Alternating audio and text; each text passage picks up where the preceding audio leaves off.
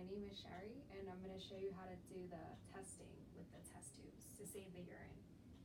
So first after you have the urine, you take the temperature first.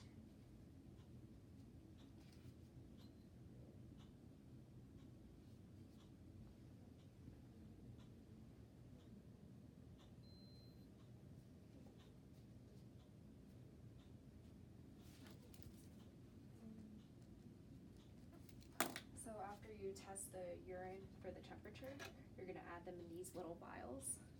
So since the patient has a lot of urine, you could fill up all the vials, but you want to have a maximum of 5 for each patient. Droppers. Oh yeah, using the droppers. So you can use this fine point Sharpie to write down the patient's ID and the date.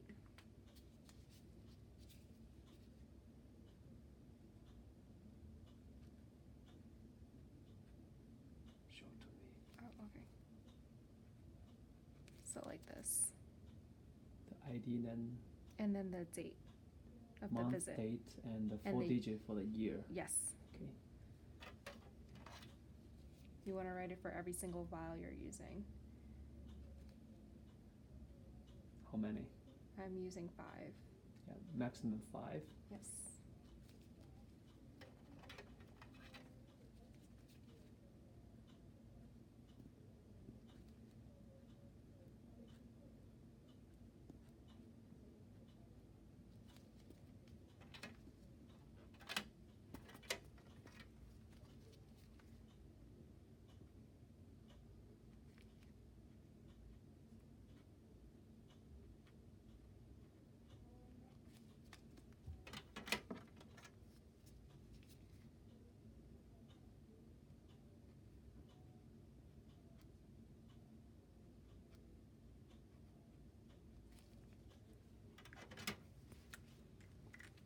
So after you're finished, you can grab a vial, open the cap, take the dropper here,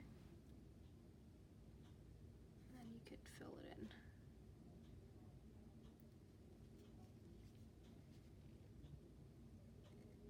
in. And while you're doing this, you want to make sure you don't fill it up too much. So you could stop at the 5 milliliter mark.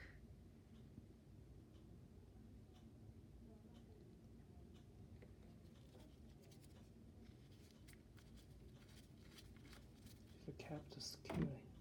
Yes. And you're going to do the same thing for the rest of the 4 vials.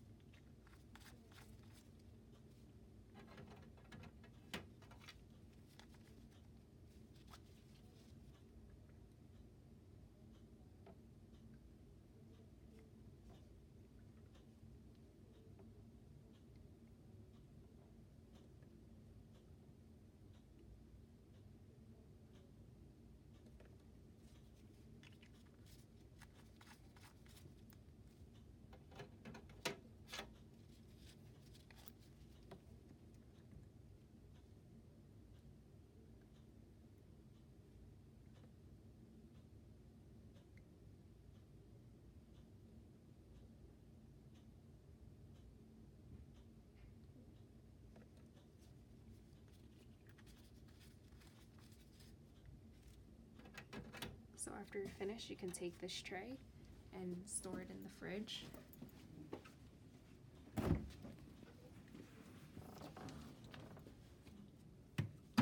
Transport to them. Yes. This will stay outside. So you're going to put them vertically down like this. One page, one visit, one row.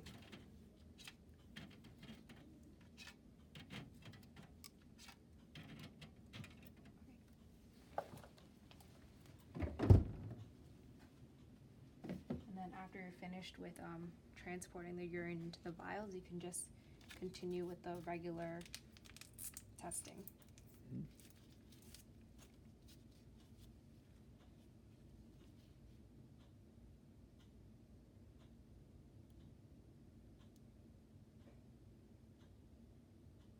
Can you talk what's this one? Oh, this is the cotinine strip, and for this one, you want to hold it in for 20 seconds.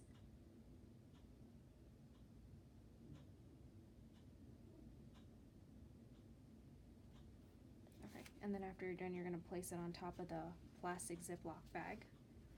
Then next we do the pregnancy test, and this tells us the pregnancy status of the patient.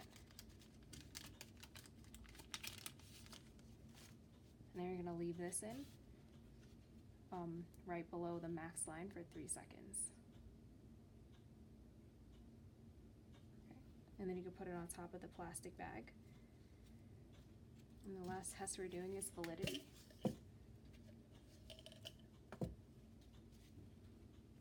You're going to dip this in for 1 second, submerge the entire strip.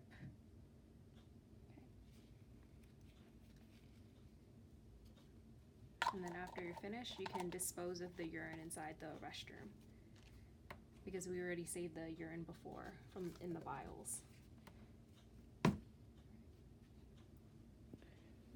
Great. Can you also talk about which visit that we need to save for urine? So you're going to want to save the urine for lab screenings, pre-test, postpartum, all postpartums, and all babies.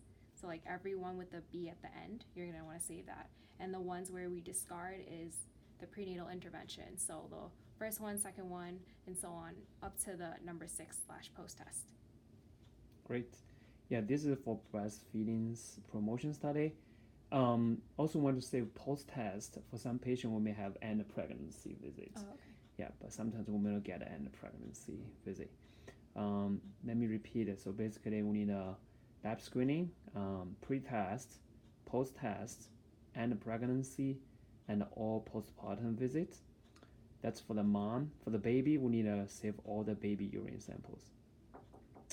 Then for pregnancy smoking cessation study, we also need those milestone visits, including lab screening, pre-test, initial intervention, post-test, and pregnancy, and all the postpartum visits.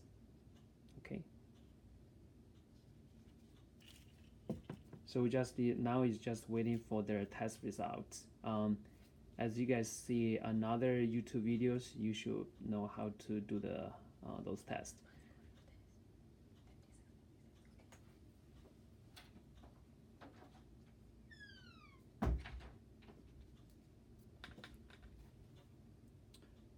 Okay, so we need to keep this rack outside. We usually have the rack besides this box, but when you have a urine test to do, then bring it to inside the box. So after that, you need to clean the rack as well, then leave it on their table. Okay, hope this practice can help us to save more space for the freezer and reduce the burden of the work as well. Okay, thanks.